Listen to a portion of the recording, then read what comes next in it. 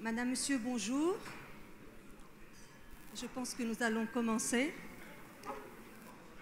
Y a-t-il une personne en Égypte ou au Moyen-Orient qui n'a pas entendu parler d'Orascom ou qui ne connaît pas Naguib Sawiris?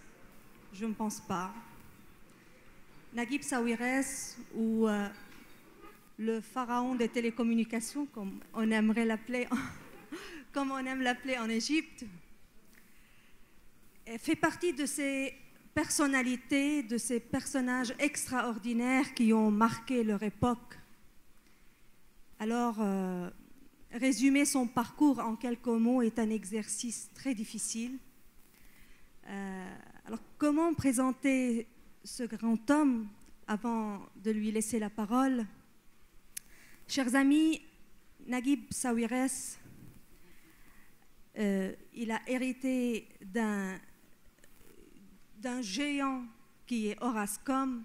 Il rejoint Orascom en 1979 après un diplôme de génie mécanique, et Orascom qui a été fondé par son père en 1950. Donc il rejoint le groupe et il rajoute sa pierre à l'édifice, et ce qu'il fait n'est pas des moindres.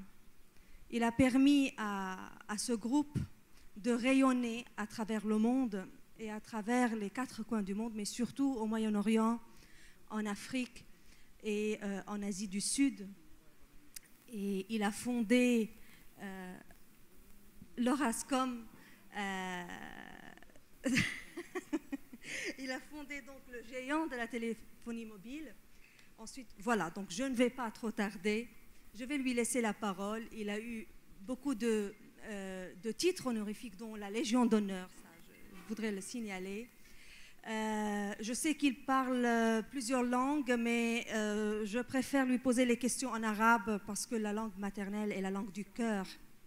Alors voilà, et j'ai envie de commencer par une question personnelle pour lui demander à propos de son expérience personnelle dans le partenariat entre la France et l'Égypte.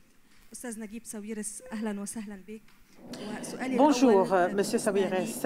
La première question concerne votre expérience personnelle et votre évaluation des rapports sur le plan économique et sur le plan des affaires entre la France et l'Égypte. Quelle est la valeur ajoutée dans ce domaine? Merci. La France est l'un de mes pays préférés. Paris et Saint-Tropez se concurrencent pour leur place dans mon cœur. Je pense que la France a un énorme potentiel et dans de grands domaines. Cependant, cela n'est pas bien utilisé en Égypte. Nous avons besoin des investissements français, davantage d'investissements français. Il y a beaucoup de régions dans notre pays qui ont besoin de l'expertise française, alors qu'il y a 3 ou 4 entreprises françaises qui sont venues en Égypte seulement. Et bien sûr, elles investissent et nous les en remercions. Cependant, vous savez qu'il y a avant les 4 ou 5 ans, on n'avait pas la loi sur les investissements. On avait également le problème des transferts des bénéfices à l'étranger. Eh bien, tous ces problèmes ont été résolus à hauteur de 80%. Eh bien, maintenant, l'atmosphère est propice. Eh bien, c'est pour ça qu'il est important qu'on contacte les Français. Si on veut les inviter, il faut qu'on se rende chez eux. Nous avons besoin de leur expertise en matière agricole. Les terres arables sont limitées, mais nous savons que la France a une grande expertise dans les graines, dans les plantations, et l'expertise française peut multiplier le rendement agricole. Bien, l'ensemble des entreprises qui s'occupent de l'agricole et de la production est très importante. Nous avons collaboré avec une entreprise dans le domaine des semences. Là, nous avons doublé le rendement par hectare. Et nous avons besoin des des investissements dans le domaine des hydrocarbures, dans le domaine du gaz, dans le domaine des infrastructures, de la logistique, des transports, eh bien, on peut dire que les possibilités sont énormes pour la France. Je ne peux pas prétendre que nous sommes arrivés à une étape pour nous dire que tout est complet. Question. Sur le plan pratique, sur le terrain, comment la France peut contribuer à améliorer l'économie et ses secteurs en France, en Égypte? Et sur le plan des entreprises, que peuvent-elles faire? Réponse. Eh bien, j'ai précisé quels sont ces secteurs. Le ministère des Investissements est très actif. Et, comme je l'ai dit, agricole, logistique, transport, BTP, construction, tous les matériaux de construction. Il y a de grands ouvrages qui sont en cours en Égypte, les nouvelles technologies, le niveau du tourisme. Eh bien, les touristes français, le nombre de touristes français est très peu élevé, sachant que la France avait une grande contribution, était le premier contributeur dans le Club Med. Donc, nous on a 100 millions de consommateurs. Les opportunités, les portes sont ouvertes. Mais il doit y avoir des incitations offertes aux entreprises françaises. Que fait l'Égypte? Laissez-moi vous dire que nous, en Égypte, nous sommes notre groupe est le plus grand investisseur égyptien en Égypte. Le pourcentage des bénéfices en Égypte est l'un des plus élevés au monde. En Europe, en fait, on a des bénéfices de 4 ou 5 %. Nous, on parle de 20 et 30 % chez nous. Eh bien, les risques sont élevés peut-être et les tracas sont élevés. Mais ceux qui sont patients, mais les bénéfices sont au niveau. Ceux qui sont patients et qui supportent, qui sont résilients chez nous, eh bien, sont récompensés. Mais bien entendu, on est un peu épuisé en cours de route. Bien sûr, il faut être patient, mais il y a une autre question qui est importante, et ce qui fait que l'investissement peut-être est hésitant, c'est la question de la sécurité et la stabilité politique. Comment peut-on décrire la situation politique et sécuritaire en Égypte? Est-ce que la situation est assez stable pour encourager les investisseurs et les entreprises étrangères pour venir en Égypte? Y a-t-il effectivement des incitations dans ce domaine? Eh bien, la situation sécuritaire et politique est très stable en Égypte parce que voilà, je touche du bois. Il y a 1 an ou 2 ans, on n'a pas connu d'attaques terroristes en Égypte, au Caire ou dans d'autres villes. Et avant, on voyait des attaques au Sinaï. Maintenant, dernièrement, ces attaques ont beaucoup diminué. Donc, on peut dire que la stabilité est assurée. Mais vous savez, le terrorisme, vous pouvez être sur un café boulevard Saint-Germain et il y a un fou qui va rentrer et tuer tout le monde. Eh bien, le terrorisme est universel. Maintenant, comme j'ai dit, il y a aussi une stabilité politique en Égypte parce que depuis que les frères musulmans sont partis, eh bien, la situation politique est stable. Donc, on peut dire que sur ces deux plans, tout est assuré. Vous avez évoqué les touristes français qui hésitent à se rendre en Égypte ou en moindre nombre. Est-ce que cette crainte ou cette peur d'incident peut être rectifiée en Égypte ou en France? Que peut-on faire pour rassurer le touriste, l'investisseur, les entreprises ou tous ceux qui veulent se rendre en Égypte? Bien, je ne peux pas émettre un jugement dans ce domaine parce qu'en fait, il n'y a aucune raison pour cette crainte. Si on suit les événements durant les dernières années, aucun incident terroriste ne s'est passé, que ce soit à Luxor, à Aswan, ou Sharm el-Sheikh ou au Caire. Eh bien, la région des Sinaï Sinaï est très particulière parce qu'il y a la frontière avec Israël, il y a le Hamas, mais les autres régions sont sûres. Bien sûr, les gens ne nous croient pas. Ils vont nous dire vous avez intérêt à faire cette propagande, mais c'est un fait. Deuxièmement, comme je vous l'ai dit, le terrorisme est universel. Chaque jour, on entend quelqu'un qui monte dans un bus et qui tire sur le tas. Eh bien, je pense que la France doit encourager ses ressortissants à se rendre en Égypte. En fait, notre perspective est différente de la perspective qui vient de France. Et monsieur l'ambassadeur ici, monsieur l'ambassadeur, on demande à votre gouvernement, vous vivez avec nous, vous savez qu'il n'y a pas de problème. Dites à votre gouvernement que les Français peuvent venir. Donc, pour ce qui est de l'avenir des rapports entre la France et l'Égypte sur le plan économique et sur le plan des affaires, parce que c'est le sujet même de notre rencontre. Quelle est la vision de Naguib Sawiris concernant l'avenir? Comment peut-on s'améliorer? Eh bien, et nous avons une opportunité historique.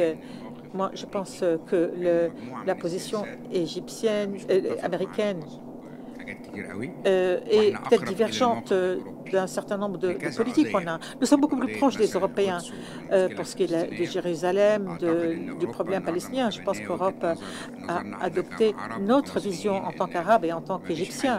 Il n'y a pas, à savoir, il n'y a pas de solution qu'une solution à deux États avec une Jérusalem-Est comme capitale aux Palestiniens. Et, eh bien, il est clair que les solutions qu'on nous donne maintenant sont des solutions d'amateurs. Mais nous sommes, comme je l'ai dit, plus proches des Européens. C'est aussi vrai pour ce qui est de l'annulation de l'accord nucléaire avec l'Iran. Moi, c'est mon opinion personnelle. Je ne parle pas au nom de mon gouvernement. Quand on annule un accord signé entre deux États, quand vous l'annulez unilatéralement, ça veut dire que quiconque va conclure dans l'avenir un accord avec vous va se dire vous allez peut-être l'annuler unilatéralement. Eh bien, si vous dites que c'est un mauvais accord, non, mais moi, dans le domaine des affaires, je ne peux pas dire le contrat est mauvais, je vais me retirer. C'est le chaos. Un deal est un deal. La solution n'est pas de cette manière. La solution vient par le dialogue. Il peut il aurait pu établir un dialogue avec les Iraniens. Mais cette impulsivité, cette annulation, ce n'est pas possible. Donc c'est une opportunité pour la France. Et nous sommes beaucoup plus proches des positions européennes parce que je vois que nos orientations, c'est les mêmes. Donc, ça veut dire que pour vous, il est indispensable que les entreprises françaises et européennes exploitent cette occasion. Est-ce que sur le plan politique,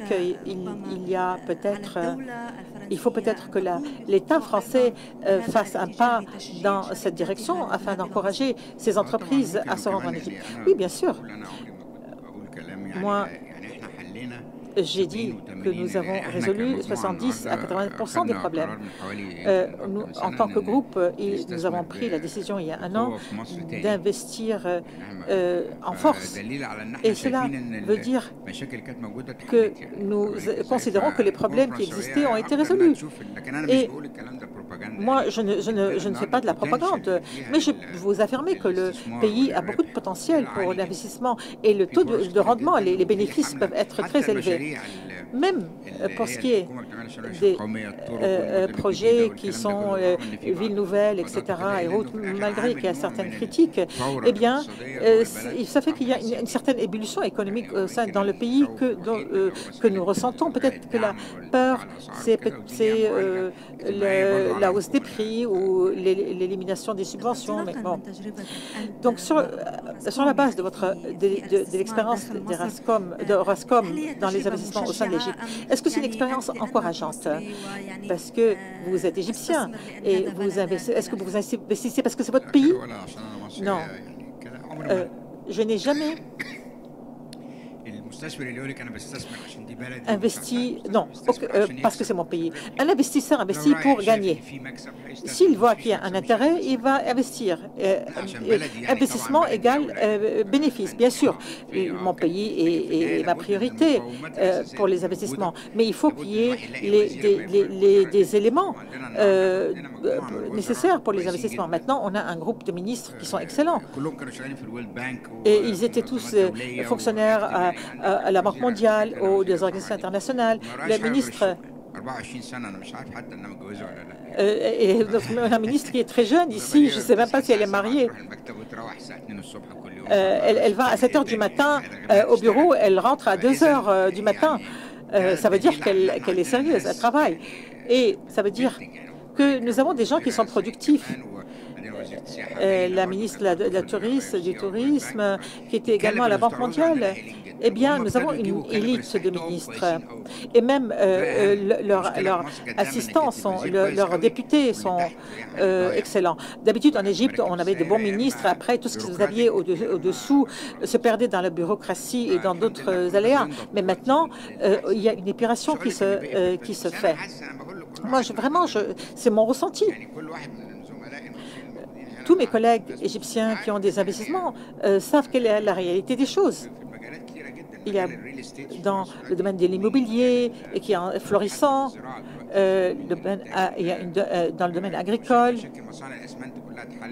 Les problèmes des usines de ciment ont été résolus. Également, les découvertes des réserves de gaz sont très importantes. C'est important, les réserves de gaz. Qu'est-ce que vous pouvez dire? Eh bien, on aura une autosuffisance au début de l'année prochaine, puis on va exporter. Et puis, on va construire des usines pétrochimiques. On avait un problème d'engrais en Égypte et on peut utiliser le gaz comme matière dans d'autres industries, pas simplement comme énergie. On peut également aller vers les énergies renouvelables. Le ministère de l'Environnement a beaucoup de projets solaires, donc éoliennes, électriques. Eh bien, l'image de la situation n'est pas claire maintenant, n'est pas arrivée jusqu'en Europe. C'est vrai que c'est une rencontre économique à haut niveau, mais je voudrais vous poser une question particulière, parce que c'est un sujet qui est important pour vous. C'est le rapport entre l'économie et la culture. Vous avez offert un patronage au cinéma arabe. Et quel est le rapport entre les deux mondes? Eh bien, la culture est notre arme en tant que citoyen civil contre le terrorisme et la pensée obscurantiste. Notre problème, c'est que nous avons l'extrémisme et une obsession religieuse. Cela, on le voit dans toutes les religions dans notre région. Mais qu'est-ce qui se passe? Nous avons des imams ignorants qui parlent à des jeunes et les convainquent de se faire exposer pour aller au paradis. Ouais.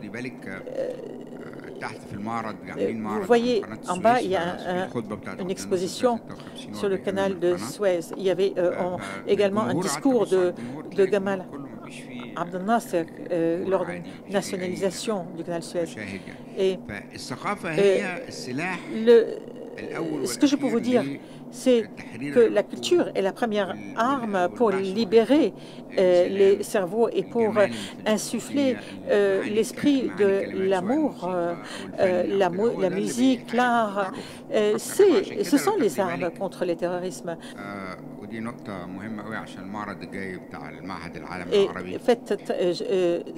je veux dire quelque chose de très important pour le prochain festival de Lima. Ce qui pousse les gens à détruire les Bouddhas d'Afghanistan ou à détruire les temples. Eh bien, ils sont en train de détruire l'histoire et l'art, l'archéologie. C'est l'ignorance qui les pousse. Si la culture, si on leur explique que c'est ce que c'est, eh bien, ils ne feront pas ça. La culture doit être notre sujet de priorité. Quand on encourage le cinéma, eh bien, c'est comme si le cinéma, c'est comme vous lisez un livre. Vous lisez un livre, vous avez de certains sentiments, peut-être des sentiments philosophiques, historiques, et religieux, émotionnels. Eh bien, ce sont des sentiments humains très beaux. Le cinéma est également très important parce que ça fait partie de la vie et aussi parce que ça peut combattre cet esprit obscurantiste.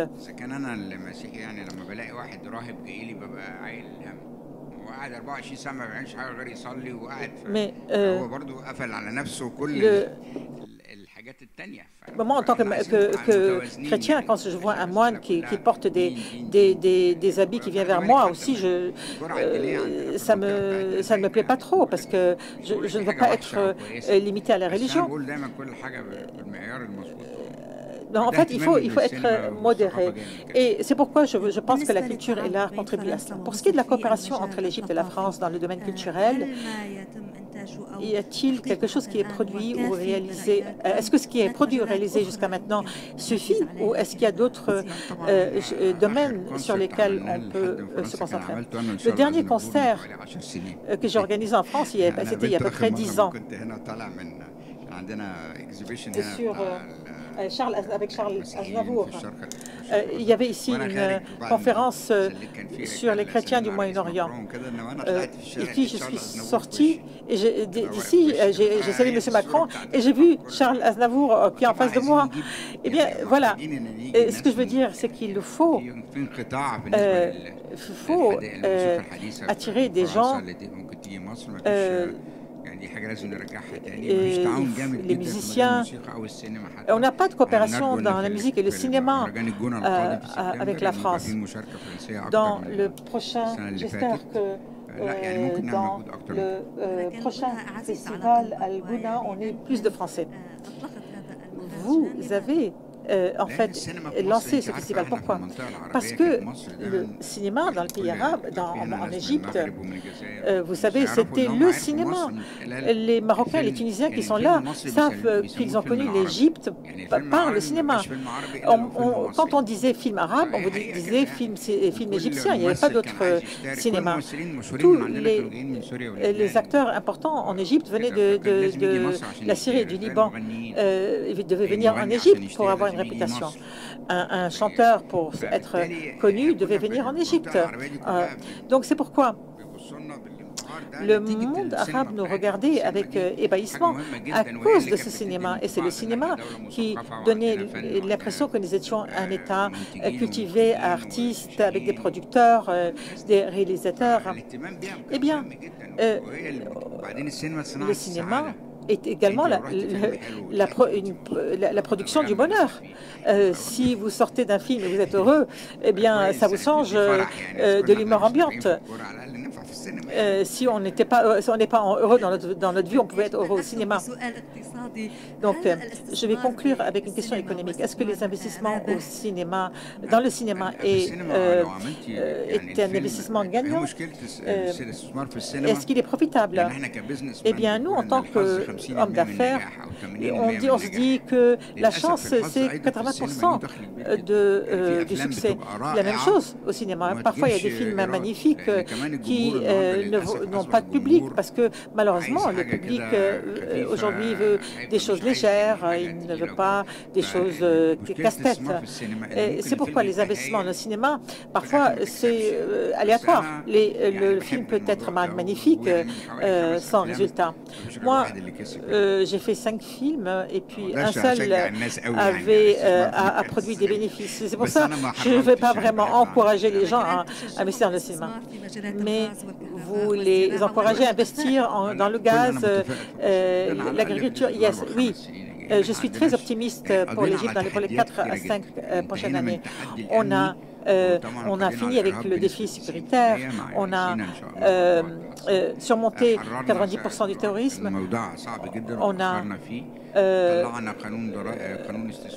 on a adopté une loi sur les investissements, on a libéré le taux de change. Eh bien, celui qui vient en Égypte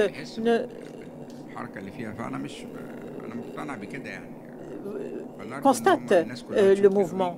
Et je suis très convaincue et j'espère que les gens viennent voir la situation. Monsieur Sawiris, eh bien, cette session est terminée. Merci, Monsieur Sawiris.